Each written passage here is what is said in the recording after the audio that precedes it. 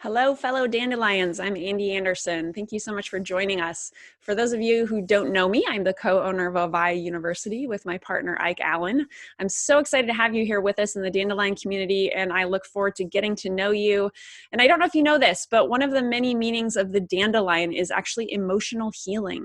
Since dandelions can live through almost any living condition, they represent resilience, and they are also a symbol of standing strong and proud. And that is what I want to instill in you in this community, everybody. It's a place for emotional healing, for harnessing your inner resilience, for recognizing your strength, your innate power. So thank you once again for going on this journey and being part of this community. We have a great masterclass lined up for you today with Christine Askew, who is here to talk with you about overcoming narcissistic abuse with something called schema therapy. So we dive into what these schemas are, and we dive into how your brain developed as a child and how that affects how your brain actually operates today, how your brain can influence your choice in romantic partners, whether you're attracted to narcissists or not, the different kinds of friendships or work relationships that you attract into your life, and how ultimately you can retrain your brain and heal from toxic relationships. So please enjoy this latest masterclass. Hello, everyone. Welcome to AVAIYA University and our dandelion community. I am Ande Anderson. My partner, Ike Allen, and I are teachers, mentors, and the co-owners of AVAIYA University. AVAIYA is the creator of over 1,000 books, films, courses, teachings, and other supportive resources. Thanks so much for being here. Today, our fellow teacher, Christine Askew, is here to talk with us today about many things. A couple of those are overcoming narcissistic abuse, schemas, attachment, and many other things. And Christine works with clients to identify and change unhelpful patterns that were created in childhood. These are known as schemas. And these impact psychological and emotional well-being. They affect our relationships. Christine uses the latest techniques from the fields of neuroscience, attachment, mindfulness, and schema therapy to help her clients become more resilient by healing their schemas. Christine is originally from the UK, but now lives in the Philippines. So Christine, why don't we start off by sharing with the community what schemas are, and also tying in attachment to that, and then we'll kind of bring it back into this conversation of overcoming narcissistic abuse. Okay, right. So trying to do it in a nutshell. It's not easy, and I'll try and make it as understandable as possible. But so I might just talk for a few minutes here. But essentially, when human beings have essential emotional needs, we've evolved biologically to have these needs, and our childhoods hopefully get them met. So these needs, they're called attachment needs. They're to be nurtured, to feel safe, to have consistency in your parenting, to be attuned to. Now, this is a key concept for narcissistic recovery, abuse recovery, emotional attunement. So emotional attunement is where the caregiver scans the child constantly, like checking in on the child to notice facial expressions, the cries, to notice what needs the child has. It could be physical needs, or it could be emotional needs, like the need for comfort, the need for soothing, whatever. So this emotional attunement is an interaction between the child and the caregiver. And when it happens kind of consistently, we get these neurochemicals as children, as infants even. And one of the main ones, and this is one to remember for later, is oxytocin. So oxytocin is, we get flushed with it. It's the love hormone, the trust hormone. And we get it when we get someone really looking at us, really seeing us, like being curious about us. It's that our brain feels the attention on us. So that's really important. So in a good enough childhood, we get kind of care, love, attention, our needs are met, we feel significant, we feel valued, we feel important, seen and heard, whatever. Now, only about 50% or 55% of the population actually get this good enough childhood. Many of us don't, whether it's because of parental illness, parents are stressed, parents are working all the time, whatever it is, we don't get this feeding, emotional, social feeding. So if we grow up without these needs being met, and that could be also from abuse as a child, whatever, then it's very painful for a child. Now, we have to remember that our emotional brain is millions of years old. It's the same as other mammals. And there's a part of the brain, that's my favorite part, is the amygdala. So the amygdala, which we have one behind each ear, tiny little structure, the amygdala is our radar. And the amygdala is always scanning the outside world and the internal world, our feelings and stuff. But it's always looking, am I safe? Is there any danger? And it's also looking, what is good for me?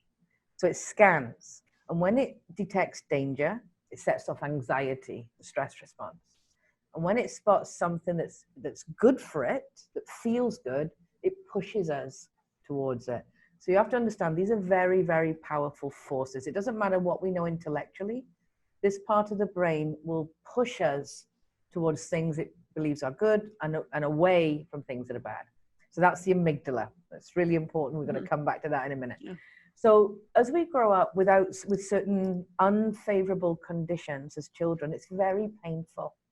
If we're in a house of conflict, so we don't have emotional safety, we're actually in a survival crisis. Our brain thinks, oh my God, you know, we're going to die, we're in danger. And to alleviate this emotional pain from unmet needs, as children, we develop patterns, coping patterns that try to either get our needs met that are not being met, or they try to avoid pain.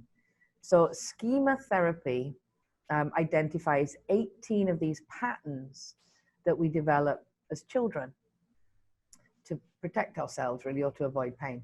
And the ones that will concern, I'm not going to talk about the 18 now, it's too many, but the ones that will concern your members, so people who are susceptible or vulnerable to narcissistic abuse, they are likely to have the schemas that we call self-sacrifice,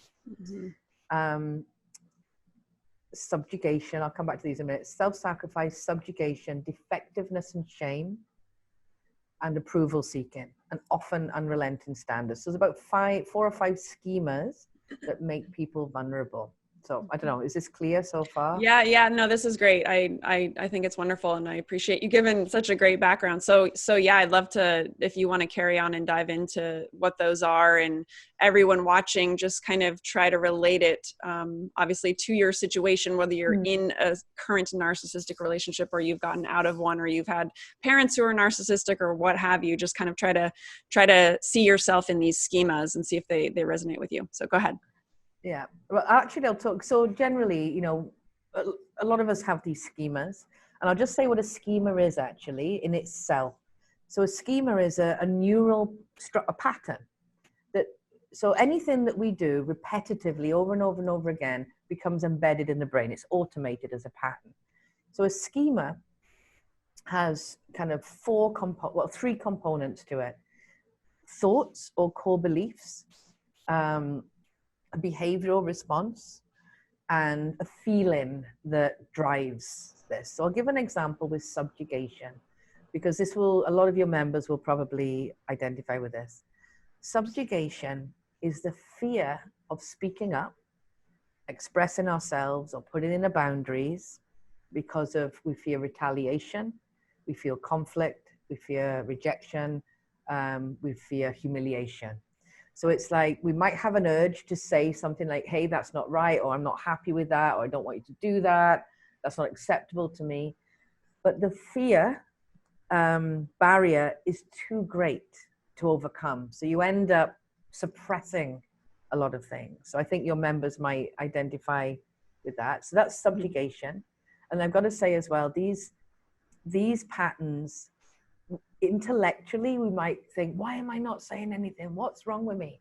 It's very difficult to overcome the power of the emotional brain just by recognizing it. It doesn't happen, you know. So I know a lot of people beat themselves up saying, why can't I do this? You know, why is this so easy? Whatever. It's very, very difficult. You've got to understand that. So going back to the schemas and how, where was I? Went off the point a little bit here. We got subjugation you just went through. Yeah, subjugation. Self-sacrifice is another one.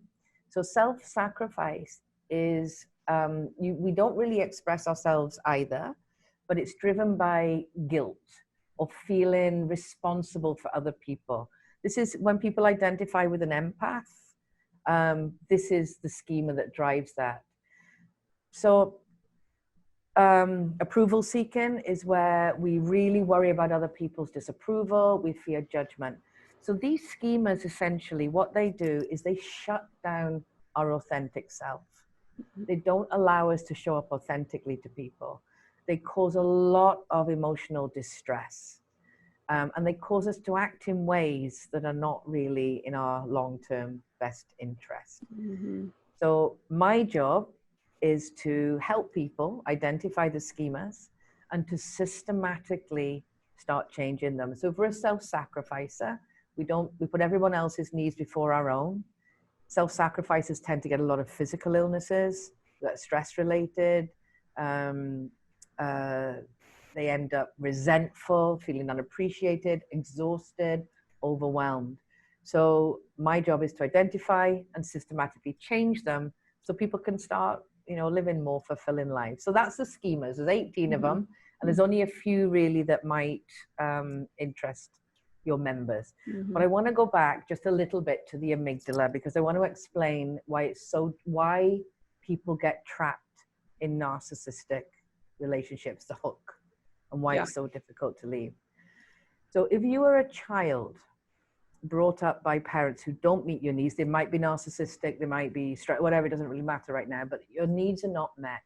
If your emotional needs are for the most part not met, you don't receive these neurochemicals of connection, which are basically endorphins, that kind of like feel good, serotonin, which is well-being, and the oxytocin.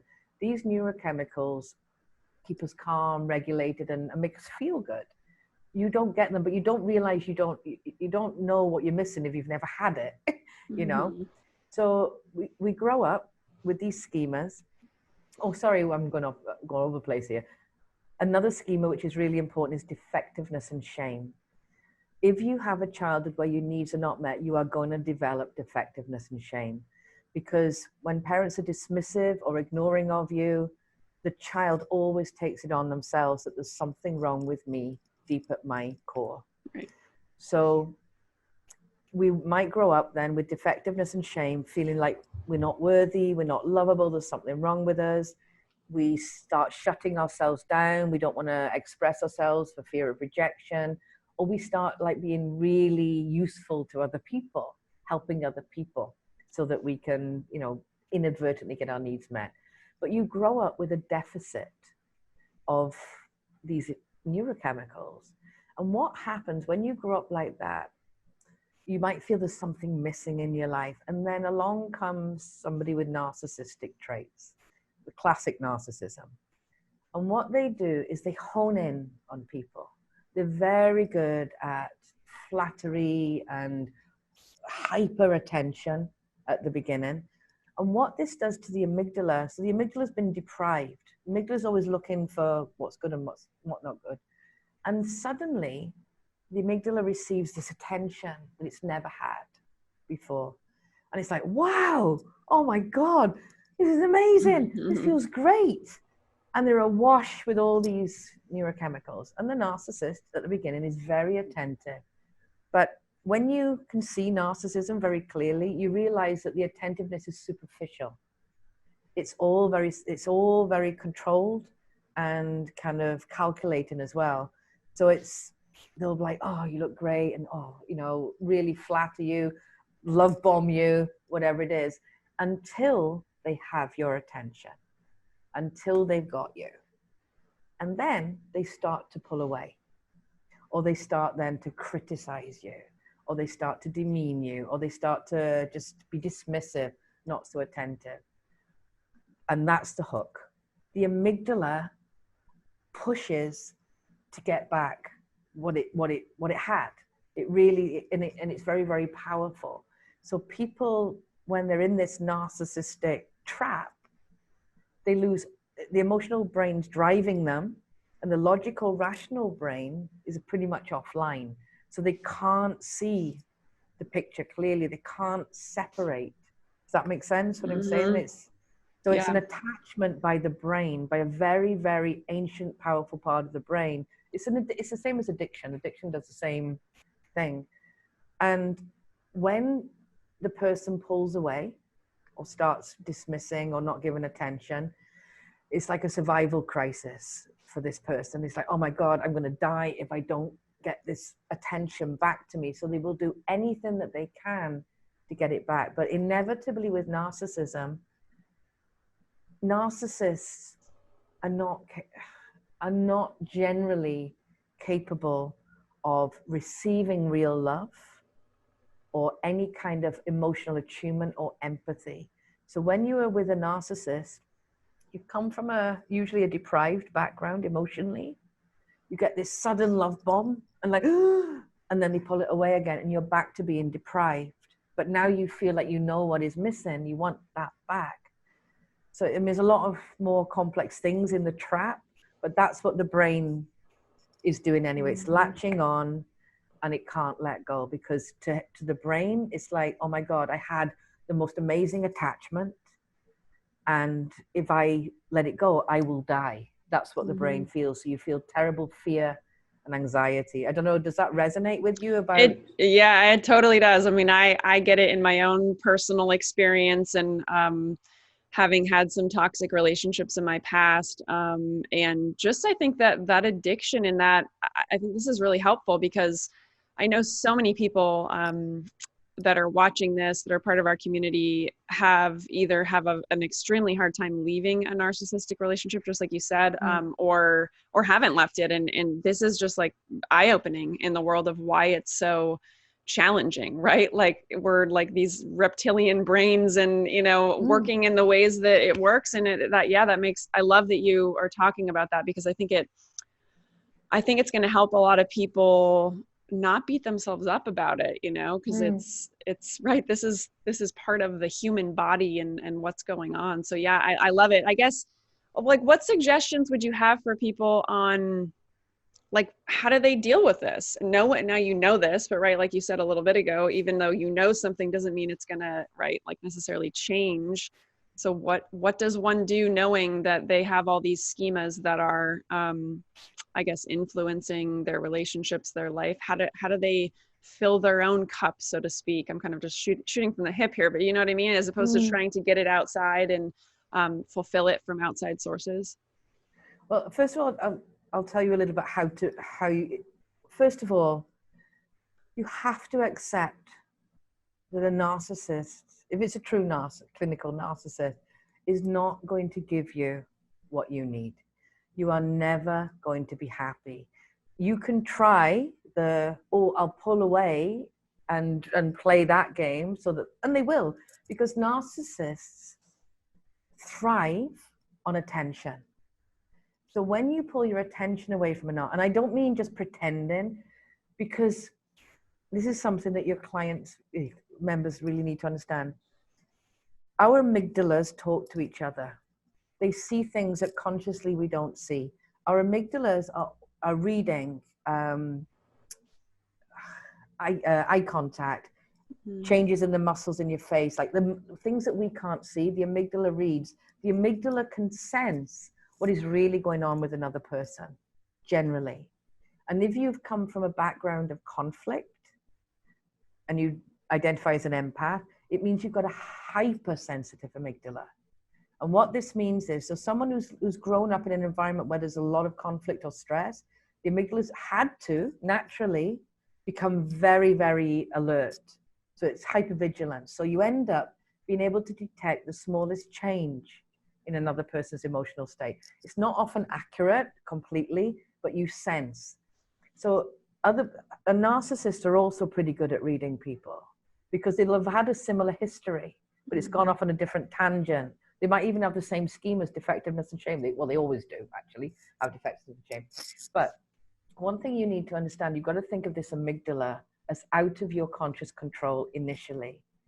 So if you pull away from a narcissist, pull your energy away from a narcissist, they are likely to chase you again, because they feel you pulling away and it affects their needs. They're used to you being focused on them, you know, trying to keep them, trying to do what they want.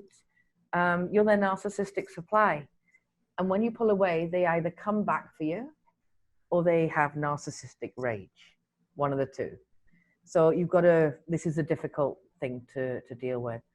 But in order to retrain your amygdala, what you need to do, first of all, you need to initially, even if you have hopes of the relationship, you have to take the focus off it. You have to. It's the only way, because your amygdala is trained on this person, becomes obsessed. You're constantly thinking about them, focused on them, and you're not going to get what you want. So what you have to do is you have to, when your thoughts start going, so your amygdala is driving this, it's like, oh, what are they doing? Are they going to reply? Or whatever it is you're thinking. You have to consciously tell yourself, I'm not going to think those. I'm not going to think it. So you feel, we call it proximity seeking. You feel the urge to proximity seek, to contact, and you breathe, because slowing down your breathing calms down your amygdala. And you refocus and you tell yourself a different thought over and over again, whatever it is. Mm-hmm. So what you're trying to do is emotionally detach from the narcissist while you are in the relationship, if you're in it, if you want to get out. Yeah. Mm-hmm. And we do this, the amygdala fires up, you get our stress response, our anxiety, or need to, and you have to consciously wrench your thoughts and tell yourself something different. Because once you start to feel the urge, this is where it changes. You feel the urge to contact or say something, whatever it is you normally do, and you do something different time and time again. I mean, I'm talking about 20 times at least. You have to do it. You start to notice a detachment. And I work with clients a lot in narcissistic relationships, and they start to feel completely different. They start to see the person, because intellectually they can probably see who this person is. But emotionally, it's just a little girl saying, give me your love. I need your love. So we've got these. So we have to soothe the inner child and say, you know, okay, I know you're not getting what you need right now. I know it's painful, but you know, let me look after you. Mm-hmm. Let's go and do something else. And we can start focusing on our own needs, focusing on friendships, focusing on our career or kid, whatever it is. But you have to wrench your focus away.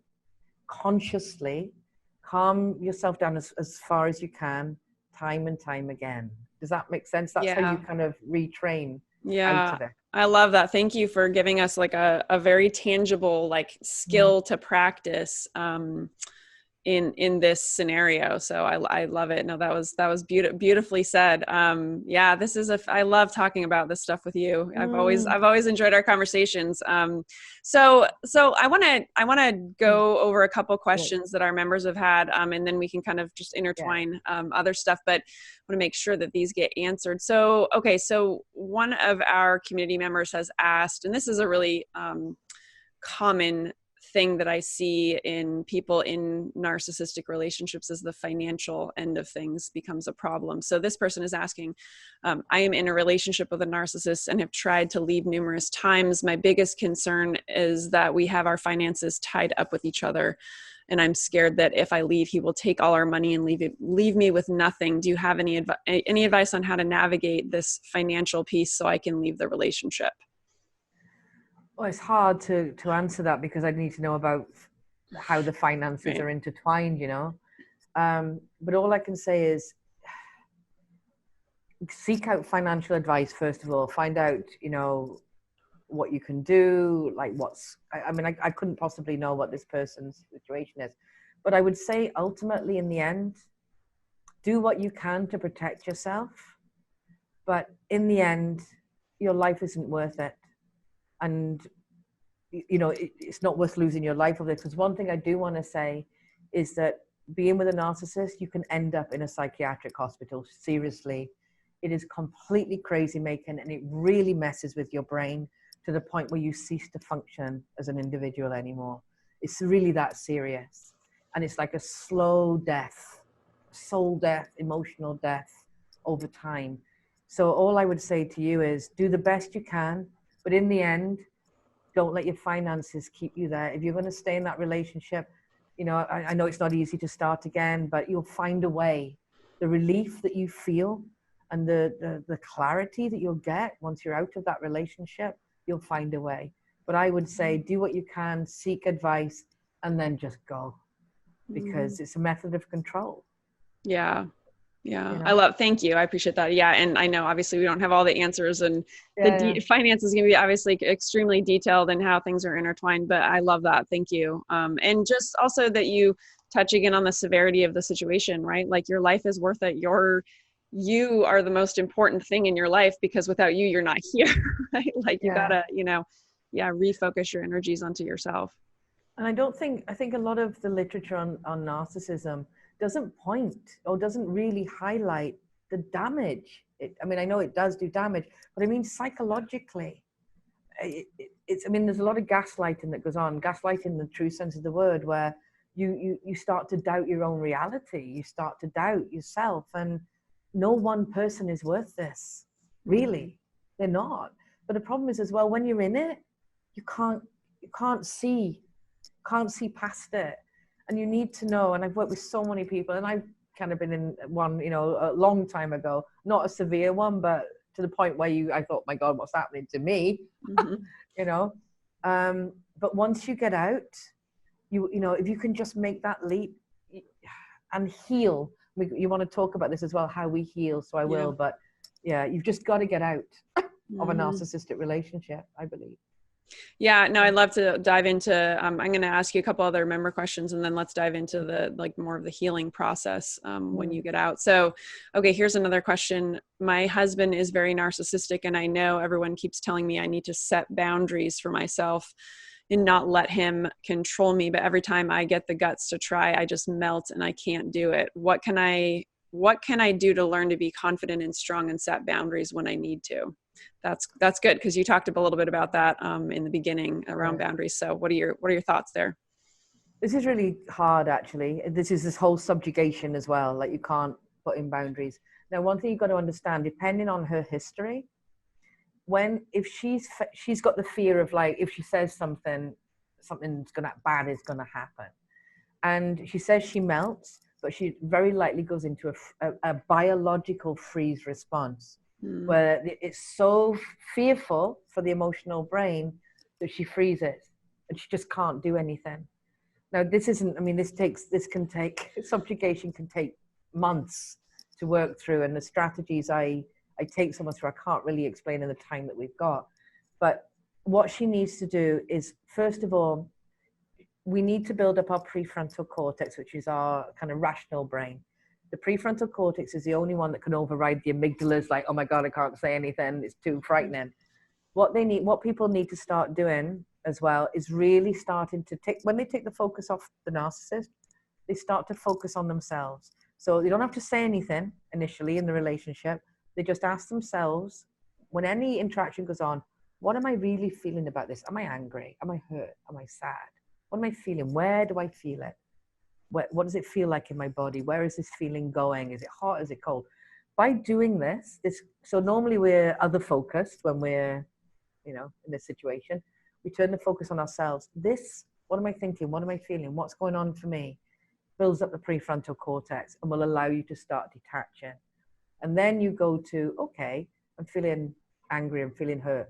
What would I really like to say to him or her? What would I really like to say? And you practice in your head saying it. So this lady who wants to start putting boundaries, first of all, practice imagining where you would put in a boundary. Where would you say, no, that's not acceptable? Where would you practice identifying the situation? Notice the fear. Then imagine, or you can even write this out. Go back over old situations where you didn't put a boundary in. Write out a new scenario. So write out your old pattern, what you didn't say that you'd like to say, then write out what you'd like to say. Start visualizing you're doing it over and over again, because the amygdala, emotional brain, doesn't know the difference between real and what's imagined. So that's why we get anxious with our thoughts, So if you start visualizing, writing it out, imagining it over and over again, you start to get a lot more clarity, and you start to almost, okay, here's an example. Some people, my clients, have done this, and then one day it just came out. They said it was like from nowhere. it just came out. It was like a voice from the deep. And it's because they've already been practicing it. Even if you speak things out loud when the fear's not so much, it can make it a lot easier. So by doing that, focusing on your needs, asking yourself in your own mind, what do I need here? What would I say to this person? What do I want to say? Feel the fear of imagining saying it, keep practicing it. That will help a lot, I believe. Awesome. Thank you. I appreciate that. That's very tangible. Again, practice that people can take on. And I'm sure most people, generally speaking, have trouble with boundaries if they're in this kind of a relationship, in any kind of, romantic friendship, coworker, what have you. It's very, very common to have trouble with boundaries. So awesome. So, okay, here's another one. So this woman is saying, I can't seem to overcome all this depression after being exposed to someone with narcissism. Do you have any suggestions for my depression? Well, for me, again, depression it can be a number of things that lead to depression. But after narcissistic abuse, because depression is basically a kind of numbed state where it might be deep feeling, depending what's in it, in the depression. After a narcissistic relationship, you're likely to feel very unworthy, a lot of core shame, and unmet needs. You're left there, like, maybe, I don't know what her situation is, whether she's in a relationship now or got friends or whatever, but generally depression is our unmet needs over time, not feeling heard, not feeling understood, not feeling seen, but also feeling powerless to change, and a feeling of helplessness and futility. So I would suggest, first of all, there's no quick fix for this, but I would suggest, first of all, trying to talk to a depression and asking her depression, what it's all about. Like, why am I feeling? So don't use the word depression, because to me, it's quite meaningless, because I'm not saying depression is meaningless. The whole state is horrendous. I know, but call it, is it sadness? Is it powerlessness? Is it futility? Call it by its name. Look at what it is, and then start looking at, like, why am I feeling this way? Is it my thoughts? Because a lot of our thoughts cause this. Is it because I'm not getting my needs met now? Is it because I feel I'm never going to meet somebody again? She needs to really look at what's underneath the layer of depression in terms of her thoughts, her beliefs about herself, feelings that she's struggling with.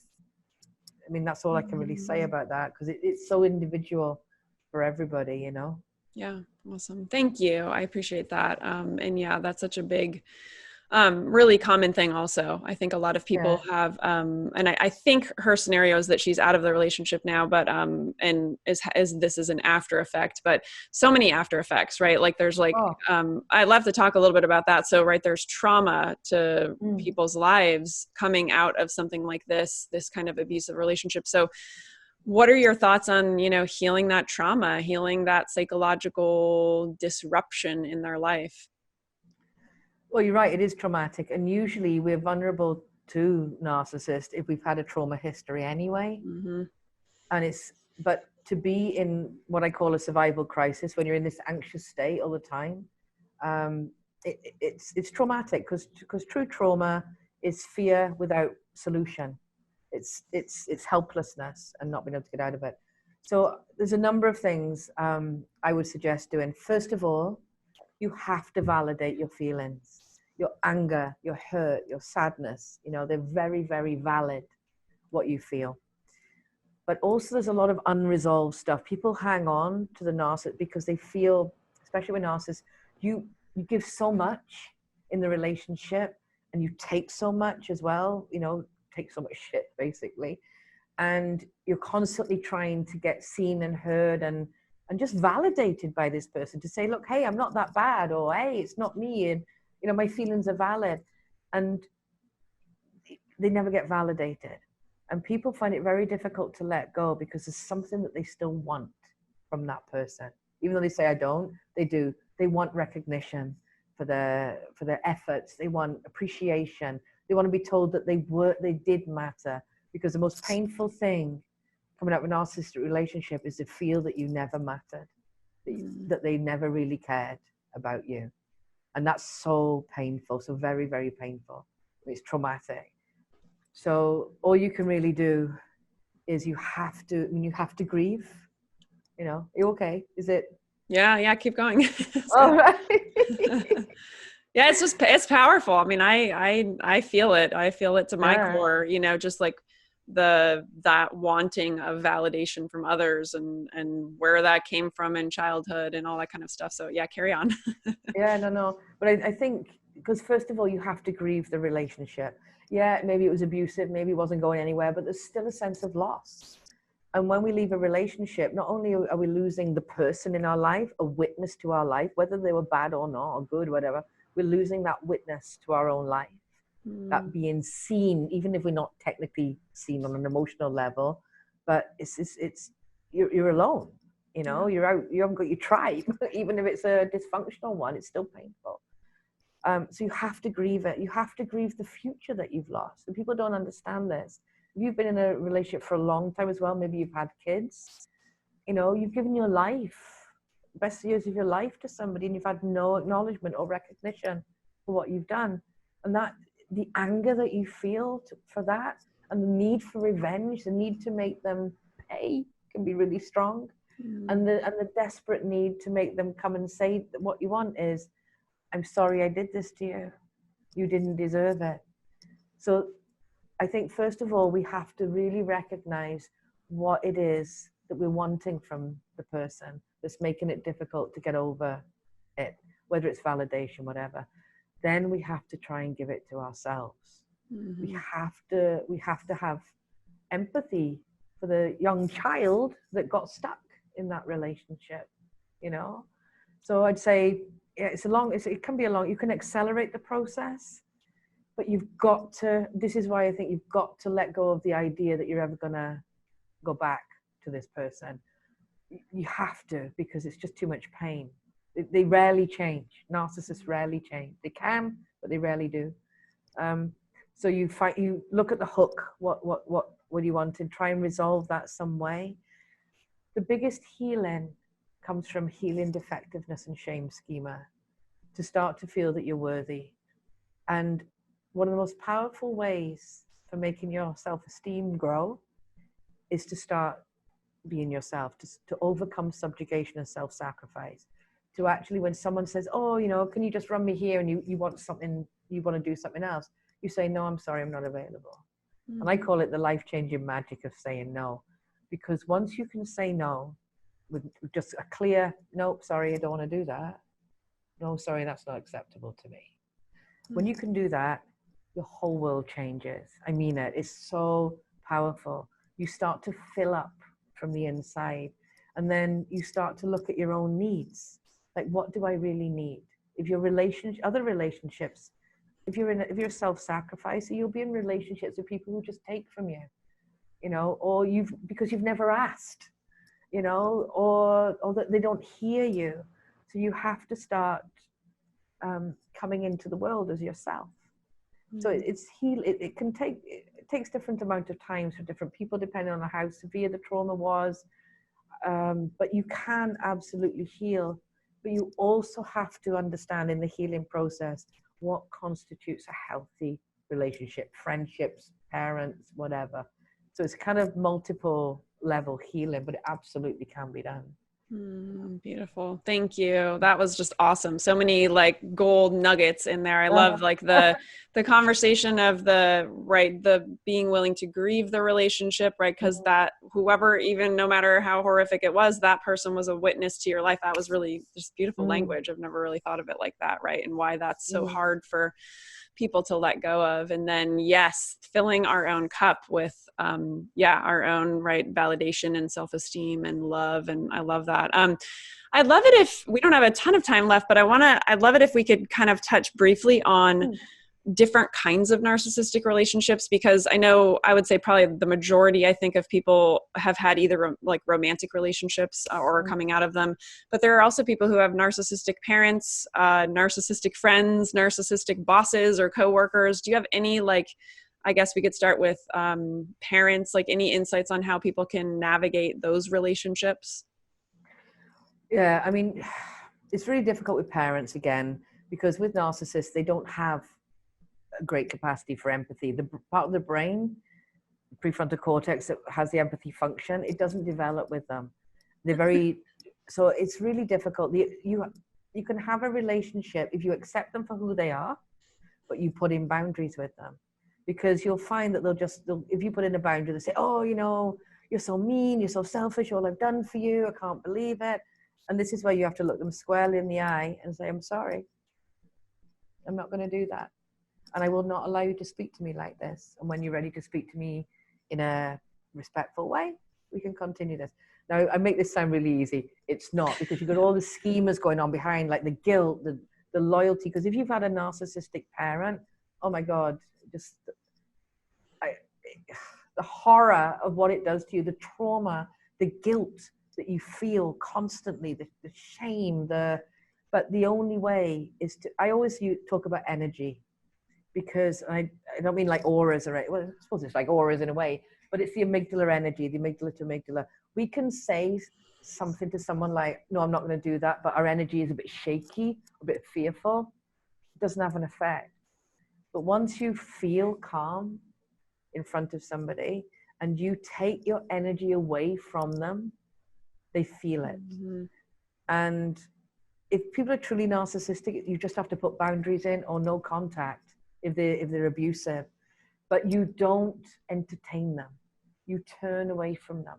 You turn your energy away. If they're on the phone and they're giving you whatever on the phone, you say, I'm going to hang up now, and you can call back when you want to talk to me in a respectful way.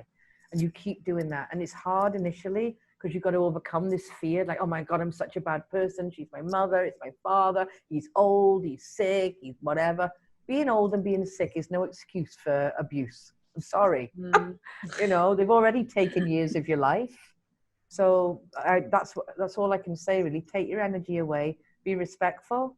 But if you can't, if you won't go no contact, then you have to put in boundaries. It's the only way. And you've got to work on overcoming the emotional difficulties to putting those boundaries in, which are very big, Yeah. I can see that would probably apply to like friendships in one's life, same kind of thing. Like if they're abusing you and not treating you well, then creating those boundaries and no contact and that kind of stuff. Yeah, because really, if you have people in your life who do not see you, who don't treat you with consideration, who talk to you in a demeaning way, why would you want them in your life? Yeah.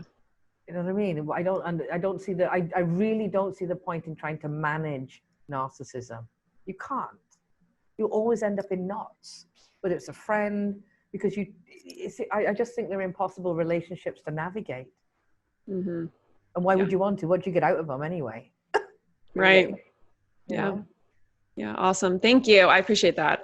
Because I know people have had many different narcissistic relationships or possibilities for that in their life. So, this has just been amazing. What a wealth of information. I really appreciate it. And, so I want to have a quick note about like how can people learn more about you and potentially, dive deeper into your work. Can you share a little bit about that? Yeah. So I have a website with all the 18 schemas are on there. So on the website, which it's all free, 18 schema videos. So you can check out what schemas you've got. There's a 3-part video series on breaking the patterns from the past, which takes you through how these schemas develop. I do have an online program. I'm not focused on narcissism at all. I'm focused on healing these schemas and being able to put in boundaries. So I have this online program. It's not open right now, but it should be open again in a month. I'm just changing a few things, and it'll be open for a month. So it's a monthly membership where it goes through 12 modules of lots of different neuroscience healing practices. So awesome. I think you can put my website in the yeah, link. We'll have that below so everyone can just click through to your site. So I love it. Thank you, Christine. You're welcome. Do you have any last insights? Anything else you want to leave people with? One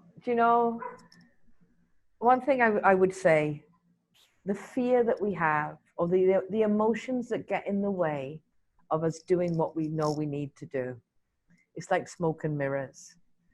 we think it's the most difficult thing. It's like, oh my God, if I leave this person, I'm never going to cope, or if I put this boundary in. And the fear, this fear that keeps us stuck, is actually a childhood fear. So we experience it as if we were children, but actually, once you actually take the leap, I mean, obviously, if you leave the relationship, you've got grieving to do. But once you take leap, after a while, you've got, oh my God, what was I thinking? You know, really, there is so much life on the other side. If you can really work on healing as well. I'm not talking about forgiving. If you want to forgive, forgive. You don't have to forgive in my book at all, but don't hold on to it. You know, find a way. And I say let go. I don't mean that in the sense of, oh, just let it go, because you can't. But slowly healing yourself so that you can have a life, which you absolutely can, absolutely have a life where your needs are met, you know, where you're fulfilled. So life-changing magic of saying no. That's my final thing. And the truth will set you free. That's another one of my mottos. Say your truth, speak your truth whenever you can. Beautiful. So Awesome. Thank you, Christine. Oh, you're very welcome. You're very welcome. So, and I appreciate it. Thanks. It's so great to reconnect with you and have yet another conversation. I always love them. So thanks so much for being here for our community today. No problem. And if they have any questions after this, we can always do another quick interview, Q&A or something further down the line. Well, thank you. I appreciate that. Well, have a great rest of your day over there, and everyone watching or listening right now. Thank you so much for being here. Right. This is a great first step for you to just be here listening, to be here watching, to be willing to, love yourself enough to start really diving into this for yourself and breaking through these things. So thank you so much. And we'll see you again real soon. Take care. Hey everyone, thank you so much for joining us for this latest masterclass with Christine Askew, who talked with us about overcoming narcissistic abuse with schema therapy. So now you know what schemas are, and wow, what an interesting topic. I love talking to Christine. She's been part of several past events at AVAIYA University, including overcoming codependency and breaking free from abandonment and betrayal. And I just love her. I love this concept of schemas. I think it really brings awareness to our tendencies. It brings awareness to why is it that we are potentially self-sacrificing people who maybe lose our identities in relationships. I know that very well. Why is it that we have a lot of shame or guilt feelings in our life? Why is it that we might be afraid of abandonment?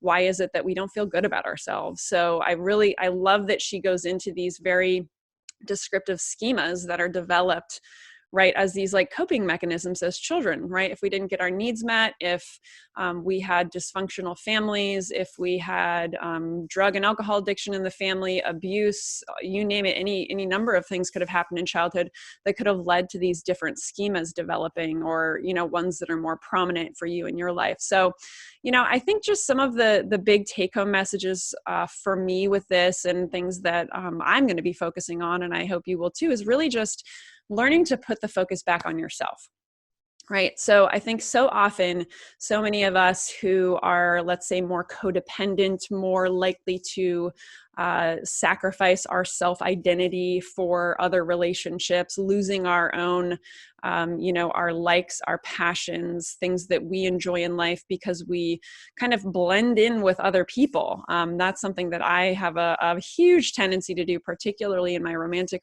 relationship, and some friendships as well. So, just remind yourself to put the focus back on yourself. So whether you're currently in a narcissistic relationship, or you're getting out of one, or you're already out of one, now is always a great time to be putting the focus back on yourself. How can you train your brain to start thinking about how you feel? Right? You might be someone who is always thinking about how others feel and walking on eggshells around people and worried that they're, not liking you or mad at you or any number of things. And that is not putting the focus back on you. So how can you put the focus back on you and start tapping into how you feel, right? What's coming up for you in this moment? Take a moment, pause the video and just really take a moment to recognize what's coming up for you in all sorts of moments. Like, have little self-inventory check-in moments for yourself throughout your day. And, also checking in with what are the things that you want to do. If a partner or a friend says, I want to go to Mexican tonight, and you really want to go to Italian, like, recognize that, be willing to say, not that there's not compromise in life, but be willing to say things like, wow, well, okay, well, let's do that, but maybe tomorrow we'll do this, or something like that, right? But be just recognizing what it is that you like and start really learning to get to know who you are if you've lost yourself in a relationship. Another thing that I'd like to just really quickly touch on in any kind of relationship, toxic or not, is this phrase of stay in your lane. This is something that I practice often in my life because my mind has this crazy tendency to always be going into other people's lanes. I want to go into the lane of my partner, Ike. I want to go into the lane of my stepdaughters. I want to go into the lane of the family dog. I want to go into the lane of anyone other than me. Because then I don't have to focus on me and focus on what's there for me or be in touch with my emotions. So just something to think about. How often throughout your day, in whatever relationships you're in or not in, how often are you not staying in your lane, right? Going into somebody else's lane. And it's really helpful. I find this really helpful to remind, and I think, again, like Christine was saying today, like to help retrain our brains to recognize in moments where, right, our brain is really almost addicted to going into other people's lanes and to fixing maybe their life or to making it all better for them, or whatever, controlling them, manipulating them, whatever it is that we do inside our minds. Just try to catch yourself in those moments and try to bring it back into your lane. How can you get back into your lane in your life? And I hope that that's a helpful tool for you. And, combining that with what Christine talked about in like the refocusing of your thinking in, overcoming toxic relationships and overcoming codependent tendencies and all of that. So thank you so much for being here. Thank you so much for going on this journey with me and everyone else in this community. And you're awesome. And I can't wait to see you again real soon. And we'll see you again, and take care.